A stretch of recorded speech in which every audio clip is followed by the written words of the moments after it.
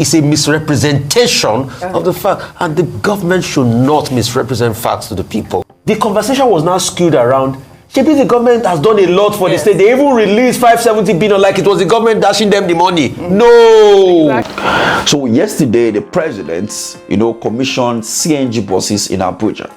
And he gave some kind of abracadabra speech. We can enhance our energy competitiveness and bring about transformative changes like this. We would definitely be able to achieve the prosperity that we are working hard to accomplish for our people.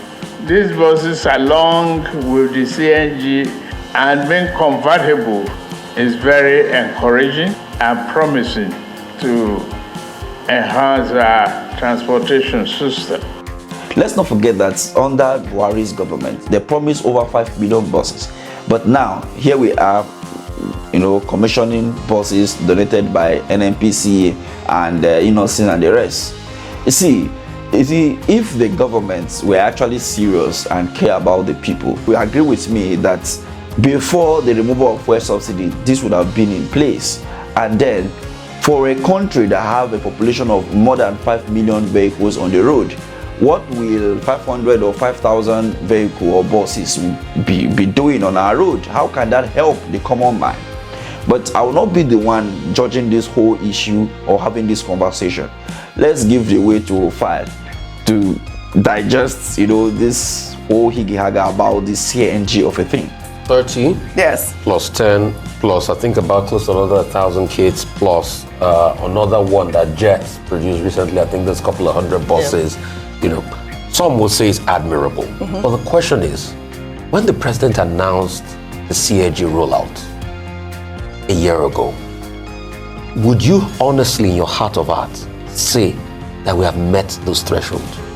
Can you see the pervasive effect of CNG buses in our society? The answer is no. It trickles.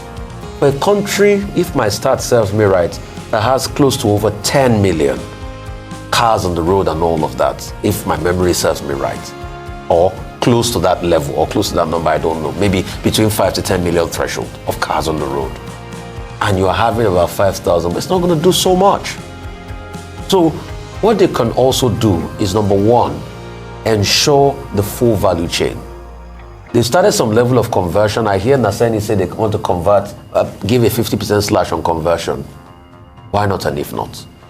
The goal during President Buhari's time was 5 million cars to be converted. The president lastly announced 1 million cars. We have not gotten there at all.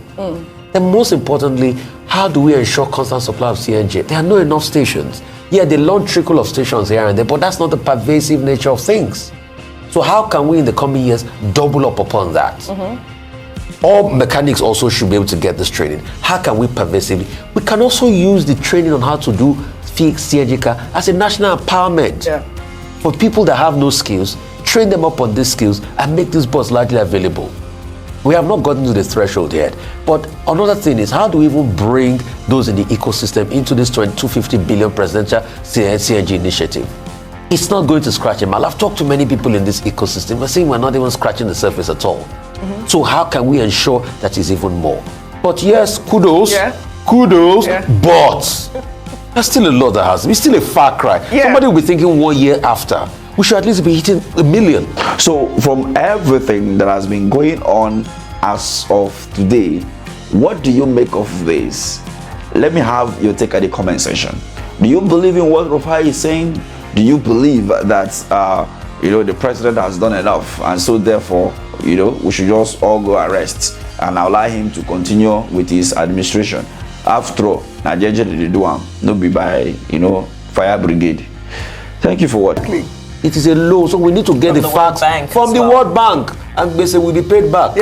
No Bese can go forever. So now that we've cleared that, the question is, what are we now doing with the money? I see some states now, all of a sudden, days who have woken up, they are beginning to show. I think Kaduna did his, or your, Ogun even, I saw it in the paper this morning, Ogun too did theirs. They are sharing fertilizer and everything. Please, you must account for every fertilizer shared. It must get to the end farmers. It must not be shared based on the fact that they're your party members or party surrogates. it must be to the people that can use it for productivity. Okay. And we must audit the fertilizer. The state must also tell us how much was spent on buying the fertilizer. We must ask them, is that the best possible price in the market? Who collected the contracts? What happened? We need to know these things, though, because that money